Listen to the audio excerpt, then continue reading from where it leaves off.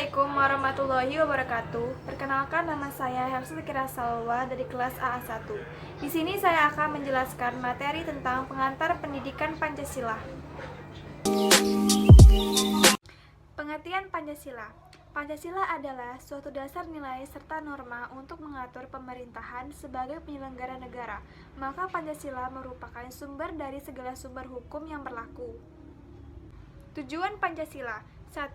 Agar mampu mengambil sikap tanggung jawab sesuai dengan hati nuraninya. 2. Mampu mengenali perubahan dan perkembangan ilmu pengetahuan, teknologi, dan seni. 3. Mampu mengenali masalah hidup serta mengetahui cara pemecahan masalah. 1. Landasan historis, nasionalisme dan rasa kebangsaan yang kuat, yang berakar pada sejarah, bukan kekuasaan atau hegemoni ideologi, melainkan suatu kesadaran berbangsa yang berakar pada sejarah bangsa. 2. Landasan kulturer, ciri khas pandangan hidup, falsafah bangsa yang berbeda dengan lainnya. Falsafah hidup tersebut diangkat dari nilai-nilai kulturer melalui refleksi filosofi pendiri negara. 3. Landasan filosofi, Pancasila sebagai dasar filsafat negara dan pandangan filosofi bangsa. Konsistensi untuk tindakan realisasi atasnya nilai sila Pancasila, cerminan realisasi filosofis asli bangsa Indonesia. 4. Landasan yuridis, dengan dituangkannya rumusan Pancasila dalam pembukaan UUD 1945 mengandung konsekuensi bahwa Pancasila secara yuridis konstitusional telah secara formal menjadi dasar negara Republik Indonesia. Sebagai dasar negara, Pancasila mempunyai kekuatan-kekuatan mengikat secara yuridis seluruh tatanan hidup bernegara yang bertentangan dengan Pancasila sebagai kaidah yuridis konstitusional pada dasarnya tidak berlaku dan harus dicabut. Pengertian filsafat berasal dari bahasa Yunani filsafat yang berarti cinta akan saya.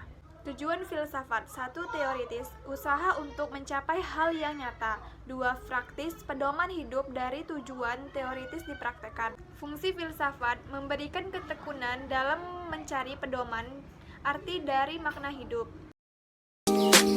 Pengertian etika. Etika adalah suatu ilmu yang membahas tentang bagaimana dan mengapa kita mengikuti suatu ajaran moral tertentu. 3. Nilai dasar. Nilai dasar tidak dapat diamati melalui indera manusia, namun berkaitan dengan tingkah laku manusia atau segala aspek kehidupan manusia yang beraspek nyata. 4. Nilai instrumental merupakan suatu pedoman yang dapat diukur dan diarahkan sehingga dapat dikatakan bahwa nilai instrumental juga merupakan suatu eksplisitasi dari nilai dasar.